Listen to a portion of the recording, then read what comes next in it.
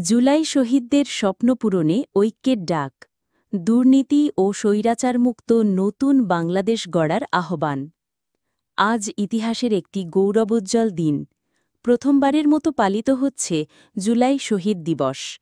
এই দিনে জাতি স্মরণ করছে সেই সব সাহসী মানুষদের যারা বৈষম্য, দুর্নীতি ও স্বৈরাচারের বিরুদ্ধে লড়াই করে শহীদ হয়েছিলেন। প্রধান উপদেষ্টা অধ্যাপক ডক্টর মুহম্মদ ইউনুস জাতির প্রতি দিয়েছেন এক গুরুত্বপূর্ণ আহ্বান। তিনি বলেছেন, জুলাই শহীদরা স্বপ্ন দেখেছিলেন একটি বৈষম্যহীন, দুর্নীতি ও স্বৈরাচার মুক্ত নতুন রাষ্ট্র ব্যবস্থার। তাদের আত্মত্যাগকে সম্মান জানাতে আমাদের ঐক্যবদ্ধভাবে কাজ করতে হবে।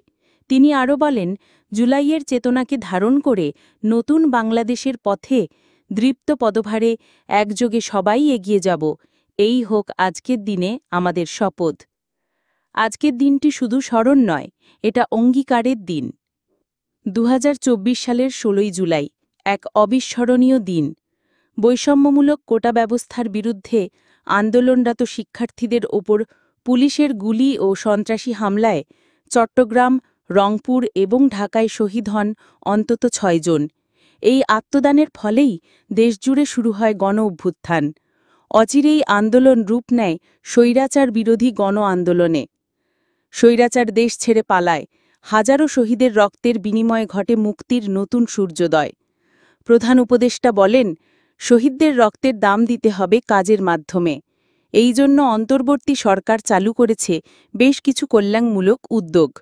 গঠিত হয়েছে জুলাই গণ-অভ্যুত্থান অধিদপ্তর, প্রতিষ্ঠা হয়েছে জুলাই শহীদ স্মৃতি ফাউন্ডেশন, শহীদ পরিবারদের জন্য এককালীন ৩০ লক্ষ টাকা ও মাসিক ভাতা, আহতের জন্য পুনর্বাসন ও সহায়তা কর্মসূচি।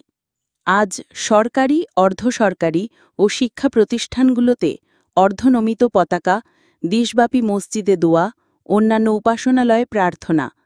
দেশজুড়ে আজ রাষ্ট্রীয় শোক।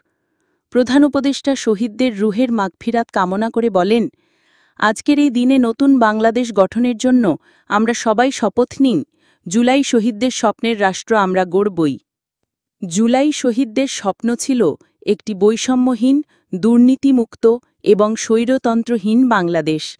চলো, ঐক্যবদ্ধ হয়ে সেই স্বপ্ন বাস্তবায়নের পথে এগিয়ে যাই। তাদের আত্মত্যাগ বৃথা যেতে পারে না।